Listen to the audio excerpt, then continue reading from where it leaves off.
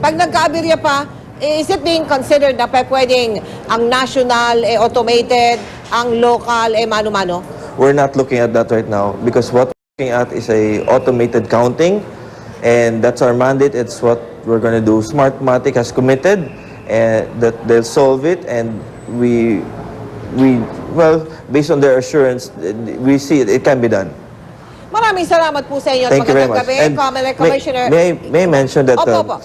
please, for the viewers, don't be swayed by yung mga fearmongers. What's important po, we focus on the problem, we solve it, and on election day, let's pray that we have a peaceful elections on May 10. At maraming salamat sa inyong pagpapaliwanag, Comelec Commissioner Gregorio Larrazabal. Sa kabila po ng mga aberya, nananatiling positibo pa rin ang pananaw ng Parish Pastoral Council for Responsible Voting o PPCRB para sa eleksyon 2010. Magtiwala na lang daw tayo sa bagong sistema at manalangin. Nakatutok si Mark Salazar. Nasa punto na raw tayong huli na para nervyusin pa at magduda. Kung sumablay man ang ilang PCOS machine sa testing, suportahan na lang daw ang Comelec para remedyohan pa kung kaya. Got to believe in magic, got to believe in Jesus. But I feel it in my bones. We will have elections the automated way. Ipinakita ng PPCRV ang kahandaan ng kanilang command center para sa May 10. Pang high-tech na tabulation daw ang gagawin nila katulong ang kapisanan ng mga broadcasters sa Pilipinas o KBP, kasabay ng automated counting ng Comelec. Pero hindi raw sila nagmamalaki sa Comelec. Kahit daw sistema nila, hindi pwedeng sabihing 100% walang sablay. It happens pag makina, hindi ba? Nasisira yan para din ng kotse natin, like any makina. Ang good thing lang na nangyari early enough na makakahanap tayo ng solusyon. Sang-ayon naman sa positibong pananaw ng PPCRV ang KBP, pero hindi pa rin maitago ang kaba. Dapat daw sigurong handa rin ang Comelec sa mano-manong butuhan at bilangan. It's really worrisome, no? Worrisome na this late in the game, meron pa tayong mga glitches like yung nangyari nga kahapon. Ang NAMFREL ang medyo may panunumbat sa Comelec. Kung sumasablay man daw ngayon ng mga PCOS machine, ito raw ay dati na nilang babala. Kulang daw kasi sa preparasyon ng Comelec. May 10 is immovable, but they've been moving their timelines. In project management, you have to have an allowance when you're implementing a project. This shows that there was no proper testing done. Ipinakita rin ng NAMFREL ang kanilang command center. Maliban sa unofficial count na gagawin nila sa May 10, babantayan din daw nila kung gaano kapalpak o katagumpay ang kauna-unahang automated national election sa bansa. Mark Salazar, nakatutok, 24 oras. At dahil pa rin sa nangyaring aberya sa testing ng mga PCOS machine, may mga nananawagan para sa partial manual count. Nakatutok si Lea Alves. Ngayong nagpasya na ang Comelec na palitan ng mahigit 76,000 na flashcards na nagalaman na command sa PCOS machines. Ayon sa grupong Automated Election System Watch, hamon ngayon sa Comelec ang ma-deliver ang mga ito sa oras sa lahat ng polling areas sa bansa. Dahil halos imposible raw ito, ngayon pa lang dapat daw ay naghahanda na ang Comelec para sa partial manual count. Kung halimbawa, ang may deliver nila 50% ng 76,000. Okay? Di ba meron sila sinasabi na Comelec is preparing, naghahanda sila para sa 30% manual count. Ibig sabihin, 30% ng mga presinto. That would be about 25,000 precincts. Pero kung ang ma-deliver nila ay kalahati lang ng 76,000, what do you do with the other 15? Dapat paghandaan na rin ng Comelec yan sa manual count. Sa ganitong mano-manong bilangan daw, ayon sa ilang election watch group, maaaring masagip ang mga duda sa resulta sa eleksyong darating. Ayon sa IT expert na si Gus Lagman na nagsilbing system head ng NAMFREL sa mahigit 20 taon. Kung babahari lang naman daw ang election protests matapos ang eleksyon, mainam na bumalik na lang sa mano-mano. May panahon pa raw kung sisimula na ngayon ng Comelec ang printing ng mga forms ng election returns, summary of votes at certificates of canvass. Magtitiwala pa ba yung mga kandidato na maayos magbilang itong PCOS? Yan ang problema, yung credibility ng counting. Kung kahit mas maliit na sistema lang yung ini-implement, ia-atras yan sa nangyari kahapon. Kasi Yun na nga, pag nakorek mo yun, paano ka nakakasigurong wala na ibang mangyayaring mali? Sayang nga raw kung sakali ang milyong-milyong ginastos sa poll automation. Pero hindi naman daw pwedeng isakripisyo ang integridad ng eleksyon at demokrasyang nakataya dito. Kaya ang gustong mangyari ng Makati Business Club, mano-manong bilangin ng boto para sa 5 major positions. Mungkahin namin, okay, same 5 positions, President, Vice President, House of Representatives, Governor, Mayor, pero 100% of all the precincts, clustered precincts. Mahuhuli yan kung meron mang daya or machine failure. Ayaw lagyan ng malisya ng election lawyer na si Attorney Louie Guia ang mga gusot sa automated election. Maaaring kulang lang daw talaga sa paghahanda ang COMELEC. Hindi na raw pwedeng magpatumpik-tumpik pa ang COMELEC. It's all in COMELEC's hand na actually they have to inform the public na may ginagawa sila at sabihin nila kung ano yung ginagawa nila ngayon to mitigate the problem that has happened. Giit ng COMELEC, hindi na sila babalik sa mano-manong bilangan kahit pa partial manual count. Total, may random manual audit naman daw sa 5 presinto sa kada legislative district sa darating na eleksyon. Lay Alves, Nakatutok, 24 Oras. Dahil sa aberyang nadiskubre ng itest sa mga PCOS machines, ipinatigil na rin ang paghatid ng mga makina sa iba't ibang dako ng malabunduking Cordillera Autonomous Region. Ang mga naihatid na sa malalayong presinto ay pupuntahan na lang daw ng mga taga-Smartmatic at doon na mismo aayusin. Mula sa Benguet, nakatutok si John Consulta. Matapos makatanggap ng tawag mula sa COMELEC sa Maynila kagabi, agad ipinag-utos ng COMELEC Cordillera Autonomous Region o CAR ang pagtigil sa delivery ng lahat ng PCOS machines sa buong Cordillera Region ngayong araw. Ito'y para bigyang daan raw ang kinakailangang gawing reconfiguration ng compact flashcards ng mga PCOS machines. Kung nasa provincial hub pa lang, isang lugar lang kung saan nandun yung mga makina, mas madali nilang gawin yung reconfiguration. Ang mga PCOS machines naman na nakarating na sa malalayong presinto sa Mountain Province, Abra at Ifugao ay pupuntahan na lang ng mga Smartmatic technicians. Tiniyak naman ng Smartmatic dito sa CAR na di dapat magpanik at gagawin nila ang lahat para maayos ang annual glitch sa mga PCOS bagong eleksyon sa May 10. I think we are much capable on doing that on the field. So most probably that's the reason why they hold all the machines in the provincial level para mas madaling ma-access.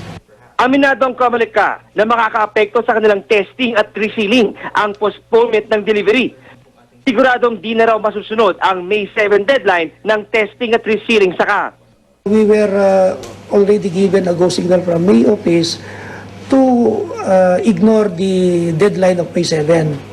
We can reset it on a date later than May 7.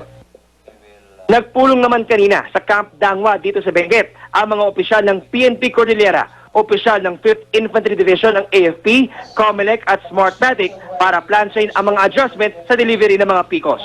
Target ng Smartmatic na matapos ang lahat ng retrieval ng mga lumang compact flashcards dito sa Cordillera ngayon hanggang bukas ng gabi para kahit paano ay makahabol sa kanilang atrasado ng delivery. Mula rito sa Benguet, John Consulta, Nakatutok, 24 Oras. Susunod! Richard Gomez tuluyan ng diniskwalipika ng COMELEC sa pagtakbo bilang kongresista sa Leyte. 24 Oras. Kaligtasan mo sa Alerto 24. Dalawang lalaki ang inaresto sa Camarin, lungsod ng Caloocan dahil umano sa pagnanakaw ng kable ng kuryente. Ang mga sospek ang nasa likod umano ng mga brownout sa naturang lugar nitong mga nakaraang linggo. Si Tricia Safra, naka-alerto 24, eksklusibo. Malaking palaisipan para sa ilang nakatira sa Barangay 178 Petsayan, Camarin, Caloocan ang pagkawala ng kuryente sa ilang mga bahay sa lugar. Bago maghating gabi, nakumpirma ang hinala ng ilang mga taga roon. Ninanakaw ang kanilang mga kable ng kuryente. Yung kapitbahay mo may ilaw, kami wala. Ganon. Tapos pag tinakbo mo na, wala, putol na yung wire namin, lahat. Ang ilang araw na pag-iimbestiga, nauwi sa pagkahuli ng dalawang sospek na sina Roberto Berber at Amos Gilola na pawang mga dayo raw sa lugar. Minanmanan daw ng mga taga roon ang tinutuluyang bahay ng dalawa at di nga sila nagkamali. Nang pasukin ito, katulong ang mga tanod. Nakita sa loob ang kabling ito at ilang piraso pa ng mga bakal na kinukuha naman daw umano ng mga sospek sa pinapagawang bahay ni Vicente Cabiles. Na ibebenta ng mahal sa mga junk shop ang mga bakal at mga kabling posibleng tanso. Wala na yung mga poste ng mga pinagpuputol. Marami yun eh. Mahaba. Yun lang ang nakakuha namin. Madawil ko. Ubus talaga, sinapal talaga nila. Todo tanggi naman ang dalawang sospek sa ibinibintang sa kanila. Ang tanong ko, bakit napunta nga yan sa bahay ko? Yun nga matulog na kami. Patuloy na nag-iimbestiga ang barangay dahil may dalawa pa umanong kasama ang dalawa na nakatakas. Sasampahan ng kasong pagnanakaw ang mga sospek. Tricia Zafra, Naka-Alerto, 24. Nag-rollback ng presyo ang LPG Marketers Association, 50 centavos kada kilo ng bawas presyo na sinimula ipatupad kaninang hating gabi. Katumbas po yan ng 5 pesos and 50 centavos sa kada 11 kilogram na tangke. Dahil sa rollback, nasa 569 pesos na lang ang presyo ng kada 11 kilogram na tangke. Ayon sa LPGMA, ang rollback ay bunsod ng paglakas ng piso kontra sa dolyar. Wala pang abiso iba pang kumpanya kung sila'y susunod sa naturang rollback. Chika Minute! Nasa Pilipinas ngayon ang American Idol Season 8 finalist na si Alison Iraheta. Kwento ni Alison, enjoy siya sa weather at mga tanawin dito. At gustong-gusto niya ang adobo. Yan ang chika ni Lars Santiago. Bitin daw ang pagdalaw sa Pilipinas ni American Idol Season 8 finalist Alison Iraheta. Nasa bansa si Alison ngayon para i-promote ang kanyang album. 3 araw lang siyang mananatili sa Maynila at sobrang na-enjoy daw niya ang Pilipinas kahit mainit ang panahon. The weather, well, it's so different. It's so hot, humid. My hair really doesn't appreciate it, but I do. It's so beautiful. Yeah, I love it. Alam na rin niya ang tungkol sa magagandang beach sa Pilipinas dahil nasabi na ito sa kanya ng manager niya na isang Pilipina. Maging sa pagkain, nagustuhan daw niya ang pagkaing Pinoy. You know what? I tried adobo, pork adobo, and I shall say that is my favorite here in the Philippines. Kahit nakikilala na si Alison sa iba't ibang panig ng mundo bilang singer, nakasubaybay pa rin siya sa American Idol. Sa season na napapanood ngayon, may napili na siya na gusto niyang manalo. I know that there's one girl left. Yeah, you gotta know. Yeah, I'm rooting for Crystal. I was rooting for the girls, and since there's one girl left, I am rooting for her. So, sorry guys, I love you, but homegirls gotta take it. Hopefully, we'll see. We'll see. Hindi rin nagdamot si Alison na iparinig ang kanyang tinig na nagdala sa kanya sa top 4 ng American Idol. I don't wanna close my eyes. I don't wanna fall asleep cause I miss you, babe. And I don't wanna miss a thing. Lars Santiago, updated sa Showbiz Happening. Regine Velasquez, kamusta na kaya matapos mag-collapse kahapon? Tutukan yan sa pagbabalik ng Chika Minute. Susunod! Ilang estudyante hindi na raw tinatanggap sa PUP kahit sila'y pumasa sa entrance exam. Isang tindero ng chicharon binalik ang napulot na pitaka na may lamang 14,000 piso.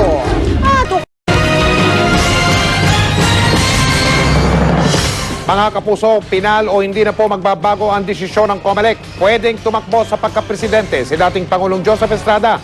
Ibinasura ng COMELEC Mbank ang petisyong inihain ng isang attorney Edilio Pormento laban sa pagtakbo ni Estrada. Tuloy-tuloy lang ang kampanya ng dating Pangulo sa Taguig kaninang hapon. Nag-ikot naman sa Palawan si Senadora Jamie Madrigal at bumisita pa siya sa Crocodile Farm. Muli niyang inihayag ang kagustuhan niya magkaroon ng mano-manong bilangan ng mga boto o yung tinatawag na parallel manual count. Nagkasama naman sina Konsehal JC De Los Reyes at si Ginoong Nicanor Perlas sa pagtitipo ng Jesus is Our Shield sa Cubao.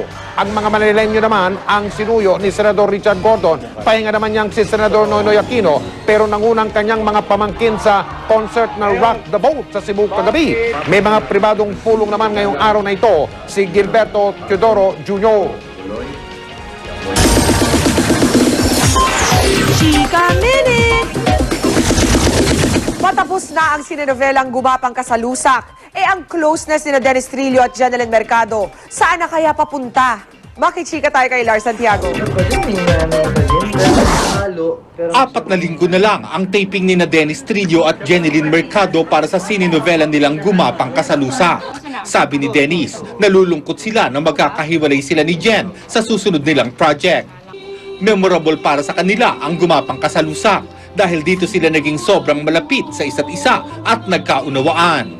At kahit matatapos na ang soap opera nilang pinagkatambalan, tuloy pa rin naman kung ano man ang namamagitan sa kanila. Hindi pa rin matatapos ang pagmamahalan, gano'n. Hindi pa rin. Tuloy-tuloy lang. In love pa rin. Masaya. Marami raw mamimiss si Dennis sa pagtatrabaho nilang magkasama ni Jen. Ang dami raw kasi niyang nadiskubre kay Jen simula nang maging malapit sila sa isa't isa. Sobrang maano kasi siya, maalaga. Sobrang asikaso at malambing. So, siguro yun talaga. Hinahangaan ni Dennis ang pagiging open ni Jeneline sa kanya sa lahat ng bagay. Sinasabi raw nito kung ano ang nasa sa loob.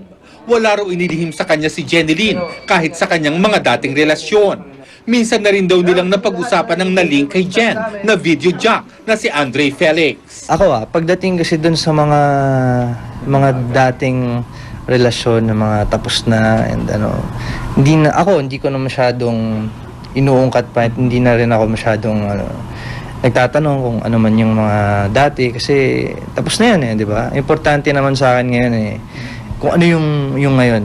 Lars Santiago, updated sa Showbiz Happenings. May chika pa ako mamaya kaya tutok lang. Sa gitna ng bad news, nariyan ang good news.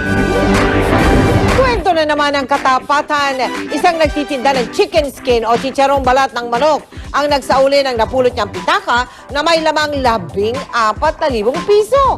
Naglalako raw ng kanyang paninda si Edgardo Ave nang makita niyang pitaka sa kalye sa Tondo sa Maynila. Sa tulong ng Super Radio DZBB, natunto ng may-ari nito na isa palang pulis.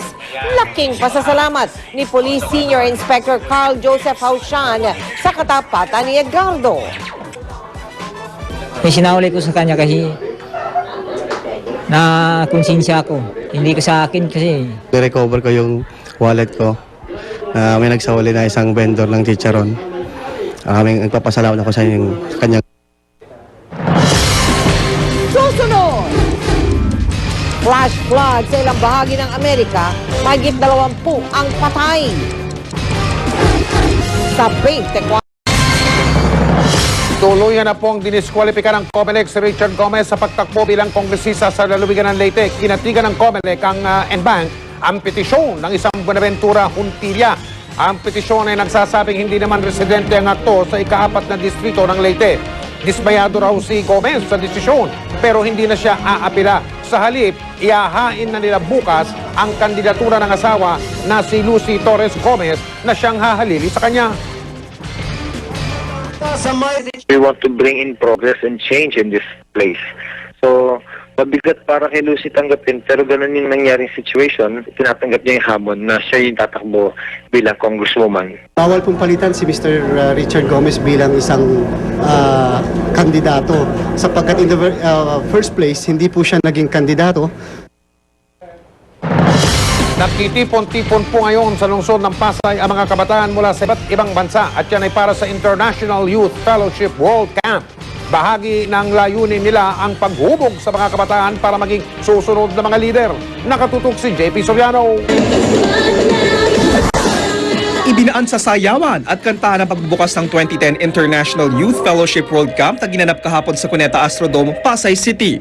Ito ang pagkasama-sama ng mga kabataan mula sa Pilipinas, Korea at iba pang bansa para matuto mula sa iba't ibang lider na nagtagumpay mula sa magkakaibang larangan. 1975 na magsimula ang IYF na ang layunin ay hubugin ang mga kabataan sa pamamagitan ng kabutihang asal, pananampalataya sa Diyos at sipag para maging susunod na global leaders. Late 95, early 96. Malugod na binahagi ng mga naimbitahang speakers ang kanilang karanasan at tagumpay sa mga kabataan. Isa sa mga nagsalita ay si GMA Chairman, President at CEO Attorney Felipe L. Gozon. Ikinuwento ni Attorney Gozon ang kanyang mga pinagdaanan mula sa pagiging isang abogado hanggang sa pagiging lider ng nangunguna at isa sa pinakamatagumpay at respetadong TV network sa bansa ngayon. Hinikayat ni Attorney Gozon ng mga kabataan na maging buo ang loob at determinadong harapin ang hamon ng buhay. The only way to cope in this fast-changing world is to have the courage to embrace change. Dig deep into your heart Realign your priorities. Think about what you really want in the future and simply make a go of things. Pero ang mas importante raw, you have to learn from your failures and use them to better your life. That way, you'll end up a true winner. Nagpasalamat naman ng founder ng IYF na si Pastor Oksu Park sa GMA7 at sa iba pang nagsalita. Kung ayusin natin yung maliit na problema nila, magiging maganda ang buhay nila, magiging successful sila. Ang ilan sa mga kabataang nakinig sa mga mensahe, sinabing uuwing puno ng pag-asa at inspirasyon. At ang unang hakbang daw ng kanilang pagbabago ay uumpisahan nila ngayong eleksyon. Ano po yung natutunan ko dito? Magiging huwaran po ako sa mga botante, lalo na po sa mga kabataan, na dapat po nilang piliin ng mayroong takot sa Diyos. So yun po ang mahalaga. JP Soriano, nakatuto, 24 oras. Nasa Iloilo po ang pambato ng Partido Nacionalista na si Senador Manny Villar. Tumutulong sa kanyang kampanya ang kanyang anak na si Camille, na hindi raw naniniwalang bumababa ang rating ng kanyang ama sa mga survey. Nakatutok live mula sa Iloilo si Sherry Ann Torres. She! Yes, Mike, kasabay nga ng pagbaba ng rating ng kanya ama sa mga presidential survey ang paglutang muli ni Camille Villar sa kampanya ni Senador Manny Villar. It's okay. I slept in. Habang subsob daw sa mga pulong sa Maynila si Senador Villar, ang bunsong anak na si Camille muna ang dumating sa Iloilo City para makapag-ikot at ikampanya ang ama. Ayon kay Camille, taliwas sa bumababang rating ng ama sa mga survey, ang kapal ng mga taong sumasalubong sa bawat pag-iikot nila. Mensahe ni Camille sa mga kalaban ng kanyang ama. Kami na sana po, tigilan nyo na po, maawa na po kayo sa amin, napakahirap na po. Dumating din dito sina Senadora Miriam Santiago at Loren Legarda, na kapwa dumanas na matinding air turbulence sakay ng eroplano papuntang Iloilo. Tapos, yugyug ng yugyug. Yun, kaya wala ka nang gagawin. Kaya ako, Lord Jesus, yun lang. I enjoy those moments because I would like to be transported to another dimension, but never happens. I like the streaming situations because it injects some life in my otherwise life, which is short, nasty, and brutish to quote. Mike, sa ngayon nga ay nagpapatuloy pa rin ang rakatropa ng Nationalista Party dito sa may Iloilo Sports Gym, kung saan nga ay patuloy pa rin na hinihintay ng kanya mga taga-suporta itong si Senador Manny Villar. Dapat sana ay alas 4 ng hapon ang dating ni Villar, pero ito ay nauwi ng alas 6 ng gabi. At pagdating niya dito, Mike, ay hindi rin siya nagpa-interview sa media. Mike? Maraming salamat, Sherry Ann Torres.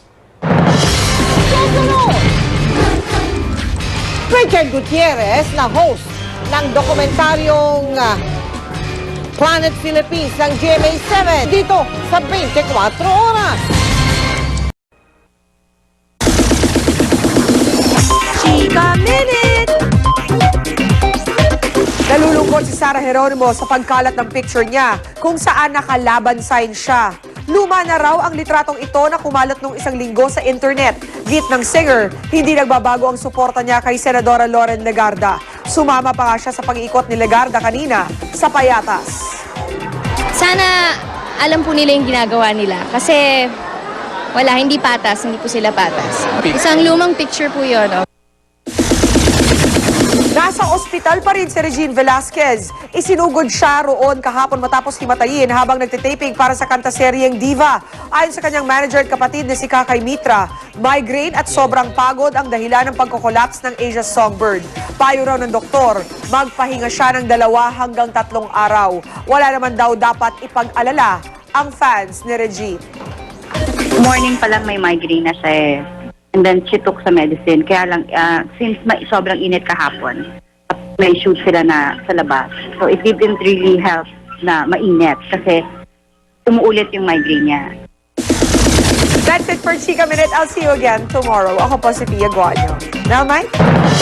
Salamat, Pia. Muli na namang nagwagi ang GMA Network sa New York Festival. Nakuha ng dokumentaryong Planet Philippines ang Bronze World Medal Award.